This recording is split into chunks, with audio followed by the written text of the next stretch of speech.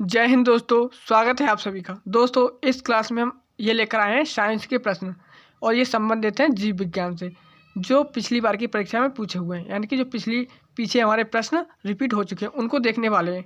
तो हमारा पहला प्रश्न है जो पिछली बार की परीक्षा यानी कि IAS 2022 में आया हुआ है। प्रश्न हमारा, निम्नलिखित में से किस एक जीव की कुछ प्रजातियां कवकों के कृषकों के रूप में जानी जाती हैं, यानी कि कवकों के फार्मर के रूप में जानी जाती है। तो वो है चींटी कवकों के फार्मर के रूप में जानी जाती है। अगला ही प्रश्न है, प्रजैविकों या प्रोबायोटिक्स के संदर्भ में निम्नलिखित कथनों पर विचार कीजिए। यानी कि प्रोबायोटिक्स है, उनके संदर्भ में कथन दे रखे हैं 3।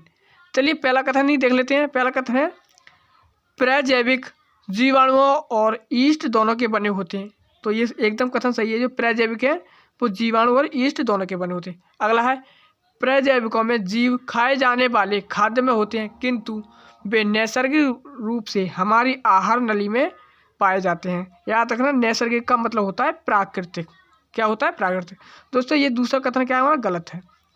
अगला कथन देख लेते हैं। अगला है, प्रजैविक दुग्ध शर्कराओं के पाचन में सहायक होते हैं। तो ये कथन सही है, यानी कि जो दूध वाली शर्करा हैं उनके पाचन में सहायक होते हैं। दोस्तों, इसमें 1 और 3 कथन सही है, इसलिए ऑप्शन सी राइट हो जाएगा। हमारा आंसर ऑप्शन सी होगा। अगला प्रश्न है, निम्नलिखित में तो कौन सी एक प्रकार की मछली होती है? मछली है तो दोस्तों इसमें एक ही प्रकार की मछली, वो है अश्व। अश्व में मीन का मतलब होता है मछली। क्या होता है? मछली। और अश्व इसका मतलब होता है घोड़ा। अगला प्रश्न देख लेते हैं। अगला प्रश्न है, कॉकरोच जल में जीवित नहीं रह सकता क्योंकि उसका श्वसन अंग, जो कॉकरोच है वो जल में जीवित नहीं रह सकता क्योंकि उसका श्वसन अंग बातक या ट्रैकिया का बना होता है, यानी कि बातक या ट्रैकिया होता है, इसलिए जल में जीवित नहीं रह सकता। अगला प्रश्न है, निम्नलिखित में से कौन सी मछली है? यानी कि इसमें जो है वो कौन सी मछली है? तो वो एक डॉग फिश क्या है? ये एक मछली है। याद रहेगा, डॉग फिश एक मछली है। कटल फिश, स्टार फिश और ये सिल्वर फिश मछली नहीं है, ये याद रखना। दोस्तों, आगे देख लेते हैं। आगे कौन सा है? ये प्रश्न SSC CPO में 2007 में आया हुआ है। अगला प्रश्न पे चलते हैं। अगला प्रश्न है, निम्नलिखित में से विशालतम स्थलचर वन्य प्राणी कौन सा है? यानी कि जो स्थलचर है वो विशालतम कौन सा है? तो वन्य प्राणी कौन सा है? तो वो याद रखना, वो है अफ्रीकी हाथी। कौन सा है? अफ्रीकी हाथी सबसे बड़ा स्थलचर वन्य प्राणी है। कौन सा? अफ्रीकी हाथी। अगला प्रश्न है, एक पक्षी तथा कीट पर क्या होते हैं?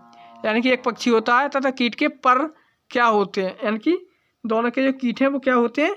तो वो होते हैं समवर्ती अवयव। कैसे होते हैं? समवर्ती अवयव होते हैं। ध्यान रखना, अगर ये प्रश्न रिपीट होता है तो एक पक्षी और कीट के जो पर होते हैं वो समवर्ती अवयव होते हैं। अगला प्रश्न है, कीट में क्या होता है? यानी कि जो कीट है उसमें क्या होता है? तो याद रखना, कीट में सिर होता है, वक्ष होता है, पेट होता है। सिर वक्ष पेट होता है कीट में, जो कीड़ा होता है उसमें। अगला प्रश्न है, त्वचा पर बाल। यानी कि प्रश्न है, त्वचा पर बाल मूलतः चर्मी होते हैं और मृत कोशिकाओं से बने होते हैं। याद रहेगा, जो त्वचा पर बाल होते हैं वो मृत कोशिकाओं से बने होते हैं और चर्मी पर होते हैं, मूलतः चर्मी होते हैं, ये याद रखना। अगला प्रश्न है, निम्नलिखित में से कौन सा एक मछली है? दोस्तों, याद रखना, ये टॉपिक आपको पढ़ लेना है कि निम्नलिखित में से कौन सा मछली है, यानी मछलियों के बारे में आपको पढ़ना है। ये प्रश्न कई बार बार रिपीट हो रहा है। तो निम्नलिखित में से कौन सा एक मछली है? तो मैं अभी पीछे बता चुका हूँ, समुद्री घोड़ा, जिसे हम अभी देख चुके हैं। अश्वमीन के बारे में पिछले प्रश्न में देख चुके हैं। अगला प्रश्न है, निम्नलिखित में से कौन सा एक कपी नहीं है? यानी कि जो कपी नहीं है, कौन सा नहीं है? वो लंगूर जो है वो कपी नहीं है। गिबन, गोरिल्ला और ऑरेंज उटेन ये क्या है? कपी है। और ये लंगूर कपी नहीं है। अगले प्रश्न में चलते हैं। अगला प्रश्न है, मानव सदृश लघुत्तम कपी है। यानी कि मानव सदृश है वो लघुत्तम कपी किसका है? तो वो है गिबन एक लघु कपी है। क्या है? गिबन कपी है। हम पिछले भी प्रश्न में देख चुके हैं कि गिबन एक कपी है और जो मानव सदृश लघुत्तम कपी है। अगला प्रश्न है, बाहिट लेग हॉर्न एक किस्म है। यानी कि जो बाहिट लेग हॉर्न है वो किसकी एक किस्म है? तो वो कुक्कुटों की एक किस्म है। किसकी? कुक्कुटों की एक किस्म है। कौन? बाहिट लेग हॉर्न ऑफ एक किस्म।